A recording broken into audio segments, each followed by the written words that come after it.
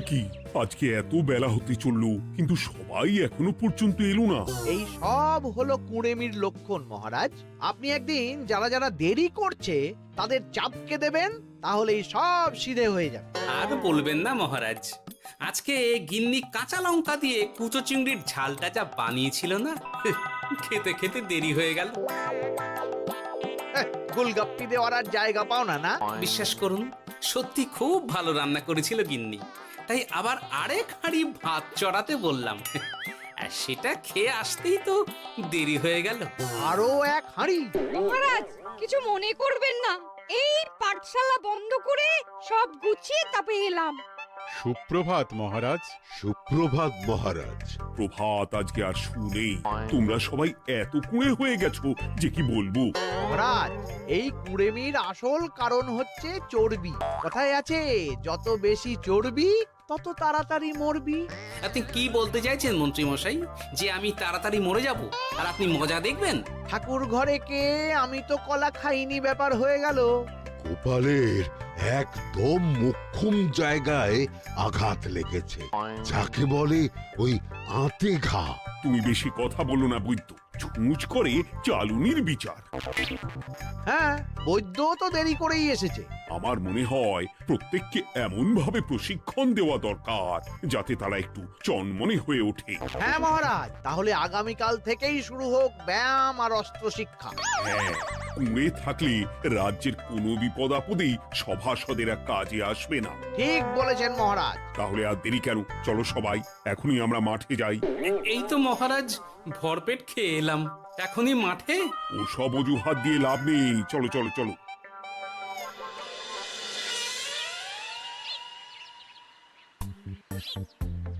এবার সবাই সারিবদ্ধভাবে দাঁড়িয়ে পড়ো।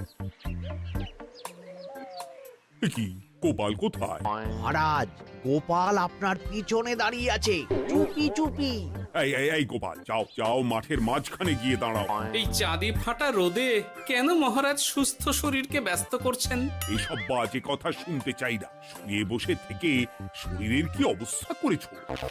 শরীরের নাম মহাশয়, যা সবে তাই সয়। তুমি যাবে না, তোমাকে এক্ষুনি বরখাস্ত করব। কি জ্বালা! যেখানে আমার সব কাজ বুদ্ধি দিয়েই হয়ে যায়, সেখানে গায়ের জোরের কি দরকার? হ্যাঁ, এই গোপাল, আমি 1 থেকে 3 অব্দি গুনবো, তারপরে সবাই এই মাঠের ধার বরাবর 5 বার পাক দিয়ে দৌড়বে। ঠিক আছে মহারাজ, আমি প্রস্তুত। আমি রোগা পটকা আছি, কোনো সমস্যাই হবে না। হয়ে গেল। সবাই প্রস্তুত? 1 2 3। কি হলো গোপাল, দৌড়াও দৌড়াও। মহারাজ, এর থেকে বেশি জোরে পারবো না। আই, কে আছো? একটা কঞ্চি দাও। এই সেরেছে। বেশ হয়েছে, বেশ হয়েছে। ব্যাটার এবার চর্বি কমবে। কি হলো গোপাল? হ্যাঁ, হয়ে গেল? হ্যাঁ?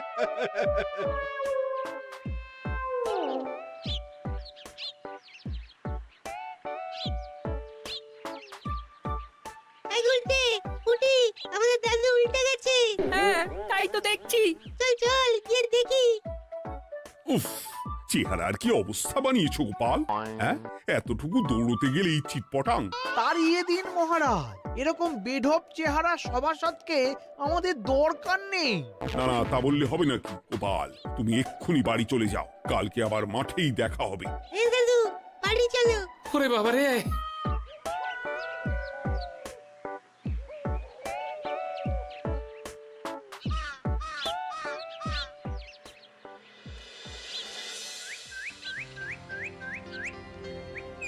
আরে ধুর ছাতার মাথা, তখন থেকে জল খেয়েই চলেছ। কি হয়েছে সেটা বলবে তো? শরীর চর্চা হয়েছে, শক্তি খরচা হয়েছে, আর পারছি না। উফ, বাপরে বাপ, কি পায়ে ব্যথা! এই জন্যেই আমি বলি বাপু, একটু বপুটাও নড়াও, কিন্তু কার কথা কে শোনে? ওরে বাবা, অকারণে সুস্থ শরীর ব্যস্ত করবো কেন বলো তো? বেশি নড়াচড়া করলেই আয়ু কমে যায়। তোমার এই বাজে কথা কোন শাস্ত্রে লেখা আছে শুনি? শাস্ত্রে কেন যাব, বাস্তবে জলজান্ত উদাহরণ আছে। আমি মানতে পারছি না। হুম, মানতে পারছি না বললে তো হবে না, তোমাকে মানতেই হবে। বেশ, প্রমাণ করো। আমি যদি তোমাকে প্রমাণ করে দিতে পারি, তাহলে আজ থেকে বাড়ির বাজার দোকান করার দায়িত্বটাও তোমাকেই নিতে হবে। দিদা, তুমি তো ফেঁসে যাবে, দাদুর সঙ্গে বাজি লড়বে না। এই বাদ দে তো, তোর দাদু আগে প্রমাণ করুক যে বেশি নড়াচড়া করলে বয়স কমে। হ্যাঁ তাহলে বাজি? হ্যাঁ, বাজি। আচ্ছা ঠিক আছে, বেশ। তুমি তুমি একটা পশুর নাম বলো তো, যারা খুব তাড়াতাড়ি দৌড়য়। ঘোড়া, হরিণ, চিতাবাঘ আরো আছে। আচ্ছা, এবার সবচেয়ে আস্তে আস্তে কোন পশু চলে, এরকম একটা পশুর উদাহরণ দাও। কেন, কচ্ছপ? এই তো পেয়ে গেছে উত্তর।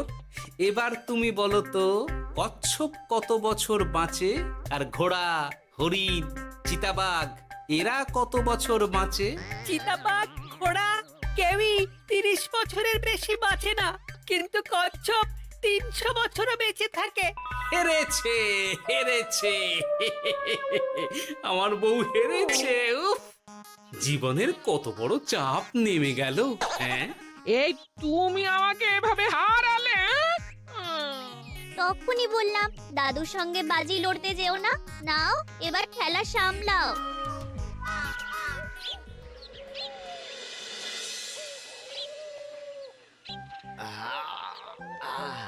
আরো ভালো করে মালিশ কর। আজকে ছোটাছুটি করে পা দুটো বেশ ব্যথা ব্যথা করছে। কালকে তো আবার অন্য পরীক্ষা। আরে আমার হালকা চেহারা আছে, সব সামলে নেব। কালকে তো অস্ত্র চালনা হবে, কালকে আমি কাঁপিয়ে দেব। কাঁপাতে তো হবেই মন্ত্রী মশাই। আমরা আপনার শরীরে এমন ঘষা মাজা করে দেব না, মনে হবে আপনি না একটা জলযন্ত্র অস্ত্র, অস্ত্র চালনা করতে যাচ্ছে। বাস এই তো চাই। বাবারি, আস্তে আস্তে। আরে বাবা, আপনার তো ইস্পাতের শরীর, ভাঙবে তবু মচকাবে না। চিন্তা করছেন কেন? ভয় পাবেন না, ভয়কে জয় করতে হবে। আরে আরে আরে, তোরা আমার কথাটার সাথে করছিসটা কি? মানুষটা মরে যাবে তো। চিন্তা করো না গিন্নি। বাবা, ওরা বলেছে আমার ইস্পাতের শরীর, ভাঙবে তবু মচকাবে না। একবার এই বুড়ো বয়সে হাত পা ভাঙলে কি সামলাবে শুনি? মন্ত্রী মশাই, আমাদের বকশিসটা দিয়ে দিন, আমরা কেটে পড়ি। বাবারে বাবা, দিচ্ছি। এনে, এত খাটানোর পরে এতেই এখন খুশি থাক। হ্যাঁ,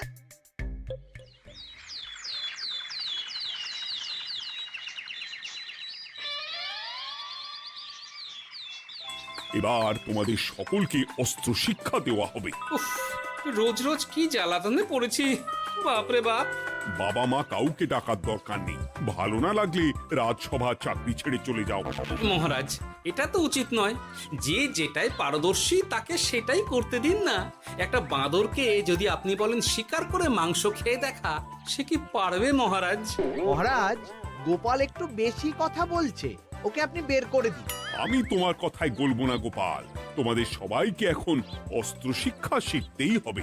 কর্তার ইচ্ছায় কর্ম, এখন তো আমার আর কিছুই বলার নেই। তাহলে আর দেরি কেন, তোমরা সবাই একটা করে ঢাল আর একটা করে তলোয়ার তুলে নাও।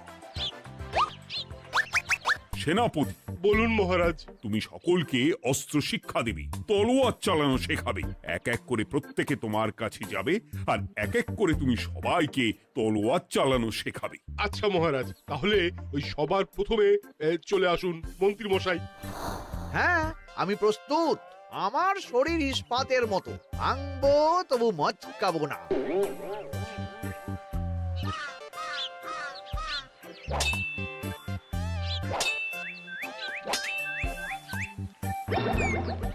কি কেমন দিলাম? অত সহজ নয় সেনাপতি, আমি মন্ত্রী এমনি এমনি হইনি। আগে অস্ত্র শিক্ষা শিখে তবে মন্ত্রী হয়েছি। এটা কি হলো? হ্যাঁ, আপনি অস্ত্র শিক্ষায় পারদর্শী, কিন্তু আরো বিচক্ষণ হতে হবে।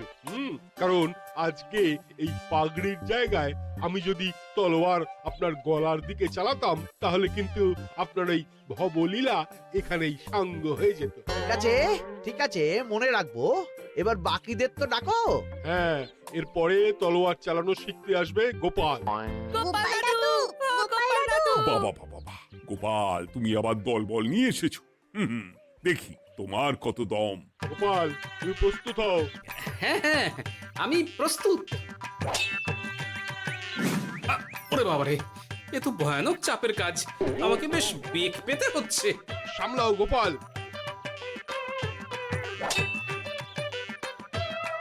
না, আমাকে অন্য রাস্তা দেখতে হবে।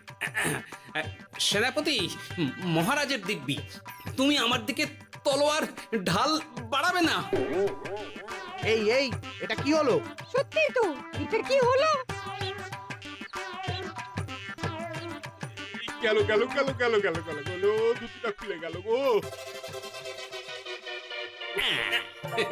দেব নাকি এবার কুচ করে কেটে? জিতে গেছি, জিতে গেছি। এটা কি হলো? শত্রুপক্ষ কখনো কারো দিব্যি শুনবে না। আর সেনাপতি, তুমি কি ওখানে দাঁড়িয়ে দাঁড়িয়ে মজা দেখছো? আমি কি করব মহারাজ, গোপাল যে আপনার দিব্যি দিয়ে দিল। গোপাল বেটা খুব চালাক। তাহলে এখন উপায়? ওসব গোপাল তোমাকে বোকা বানাবার জন্য করেছে। তুমি ধুতি ঠিক করে আবার লড়াই চালিয়ে যাও। যথাজ্ঞা মহারাজ।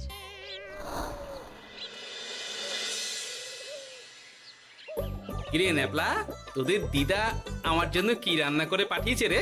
এই তো ভাত, আলু সেদ্ধ, এই পুঁই শাকের ঝোল আর রুই মাছের ঝাল। আর তোদের যে তোষক, বিছানার চাদর আনতে বলেছিলাম, এনেছিস তো? ওই তো দাদু, পুটির গুলটে আর বাকিরা সবাই ধরাধরি করে নিয়ে আসছে। ব্যাস, তাহলে তার কোনো চিন্তা নেই। খেয়ে একটা জব্বর ঘুম দেব, কারণ এখানে যা রঙ্গ দেখছি তাতে বিকেল হয়ে যাবে। তলোয়ার শিক্ষা আজকের মতন এটুকুই থাক। এবার শুরু হবে বল্লম শিক্ষা। সবাই আবার আগের মতন সারিবদ্ধভাবে দাঁড়িয়ে পড়ো। আহ, তোদের দিদা ওই সবটা কিন্তু বেশ জব্বর বানিয়েছে। তোদের দিদার হাতের রান্নার কোনো তুলনাই নেই। আহা, কি স্বাদ! এ কি, গোপাল আবার কোথায় গেল? এই তো, এই তো মহারাজ, আমি এখানে ওই পুঁয়ের ঝোল আর রুইয়ের ছাল দিয়ে ভাত খাচ্ছি। এসব কি মাঠের মধ্যে খাওয়া? আরে শরীরটাকে তো রাখতে হবে। তাড়াতাড়ি খেয়ে এইদিকে এসো। আসছি আসছি আসছি। এবার আমি তোমাদের দেখাবো কিভাবে বল্লম নিয়ে তেড়ে যেতে হয়। দেখান মহারাজ।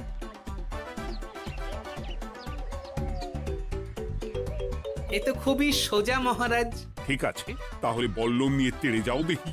দিন, আপনার হাতের বল্লমটাই দিন।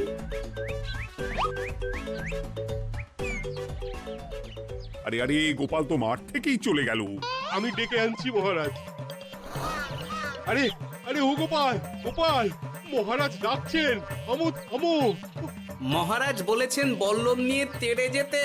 তেড়ে গিয়ে আবার ফিরে আসতে তো উনি বলেননি। আরে, এ তো মহা মুশকিল। উনি এক্ষুনি তোমাকে মাঠে ফিরতে বললেন। সেটা আপনাকে বলতে পারে সেনাপতি, আমাকে তো বলেনি। আমি চললাম।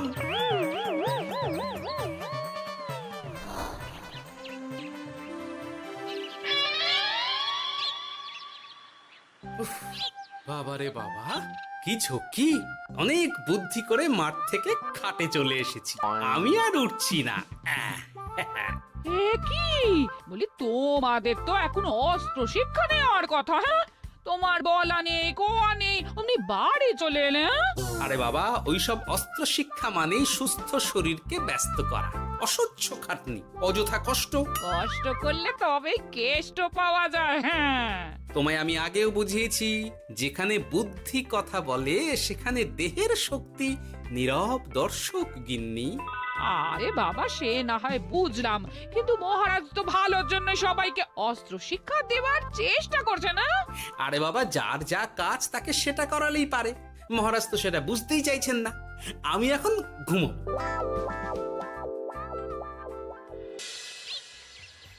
দরজা খোলো গোপাল, দরজা খোলো।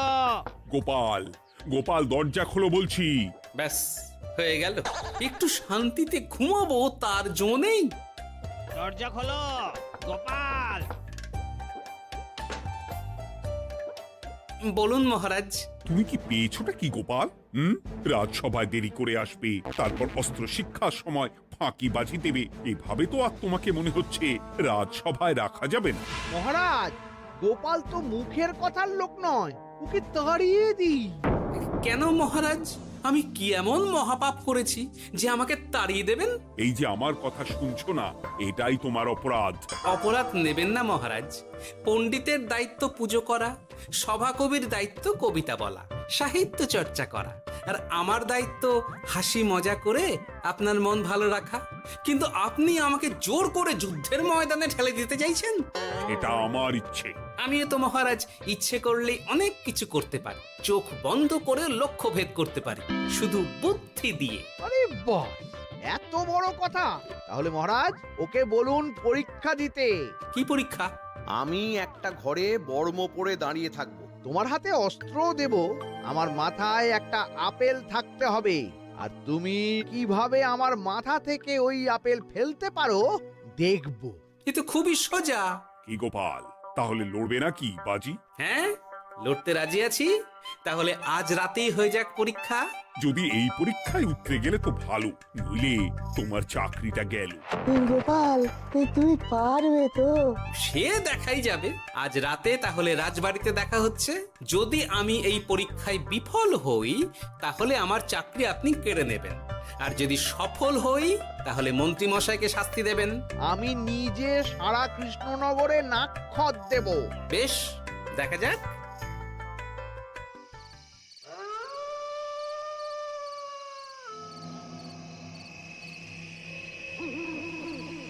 কি মন্ত্রীমশাই, ব্যবস্থা সব ঠিকঠাক হয়েছে তো?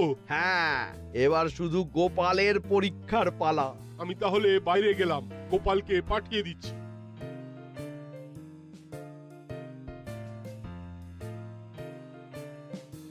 এবার যাও গোপাল, ঘরের ভিতরে যাও।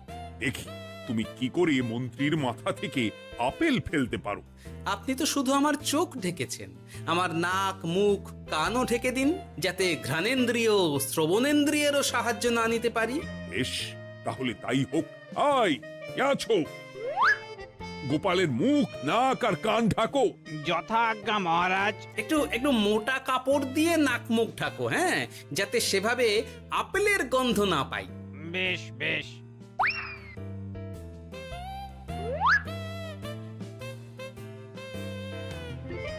যাও গোপাল। গোপাল, এবার তোমার চাকরি গেল। এবার তুমি কি করবে? কি করবে? দৌড় ঝাঁপে ফাঁকিবাজি? হ্যাঁ?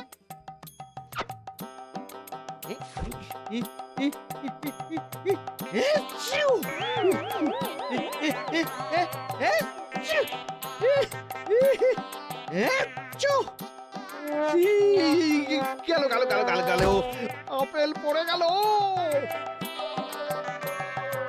আপেল পড়ে গেল? মহারাজ, এর মধ্যেই গোপাল আপেল ফেলে দিয়েছে। ঘরের ভেতরে চলো।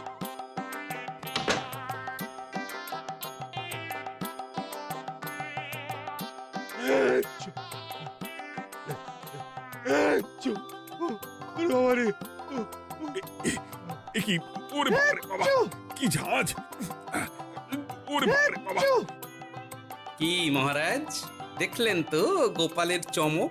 অস্ত্র ছাড়াই আপেল ফেলে দিলাম। কি, এটা তো তুমি নীতি বিরুদ্ধ কাজ করেছো। সারা ঘরে নস্যি ছড়িয়ে দিয়েছো।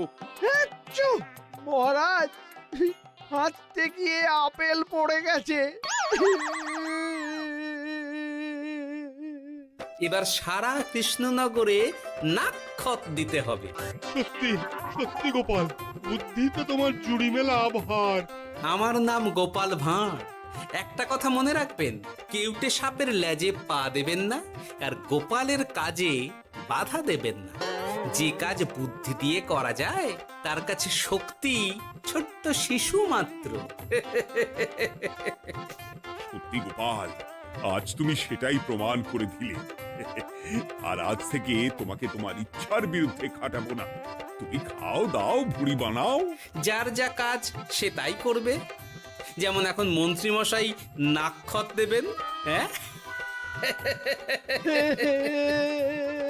ভুল করে বাজি ধরে ফেলেছি, এখন নিজেই চাপে পড়ে গেলাম। তাহলে আর দেরি কেন? নাক্ষত এখন থেকেই শুরু হোক। কৃষ্ণনগরের রাস্তা শেষ হতে হতে সকাল হয়ে যাবে।